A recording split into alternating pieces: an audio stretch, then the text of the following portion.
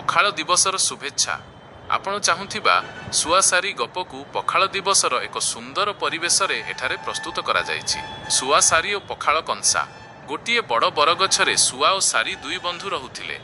ଦିନେ ଚୈତ୍ର ମାସର ଖରାବେଳେ ଦୁହେଁ ଶୋଷିଲା ଓ ଭୋକିଲା ହୋଇ ଗାଁ ମୁଣ୍ଡରେ ଥିବା ଏକ ଚାଷୀ ଘର ପିଣ୍ଡାକୁ ଆସିଲେ।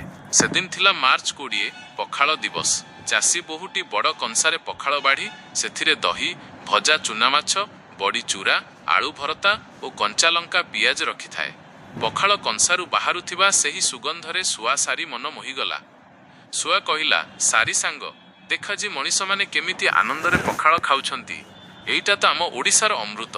ସାରି ଉତ୍ତର ଦେଲା, ହଁ ସାଙ୍ଗ, ଏହି ଖରାଦିନେ ପଖାଳ କଂସାଟିଏ ପେଟକୁ ଯେତିକି ଶାନ୍ତି ଦିଏ, ଦୁନିଆର କୌଣସି ଦାମୀ ଖାଦ୍ୟ ସେମିତି ଦେଇପାରିବନି। ସେଥିପାଇଁ ତ କୁହାଯାଇଛି ଭାତ ଖାଇବୁ ପଖାଳ, ଜାତି ହେବୁ ଉତ୍କଳ। ଚାଷୀ ବୋହୂଟି ଶୁଆ ସାରିଙ୍କୁ ଦେଖି ତାଙ୍କ ପାଇଁ ଏକ ଛୋଟ ମାଟି ପାତ୍ରରେ ଟିକେ ପଖାଳ ପାଣି ଓ ଭାତ ବାଢ଼ିଦେଲା। ଶୁଆ ସାରି ଦୁହେଁ ପଖାଳ ଖାଇ ତୃପ୍ତ ହେଲେ ଏବଂ ଉଡ଼ିଲା ବେଳେ କହିଗଲେ, ଯିଏ ଖାଏ ପଖାଳ ତାର ବଳ କଷାଳ।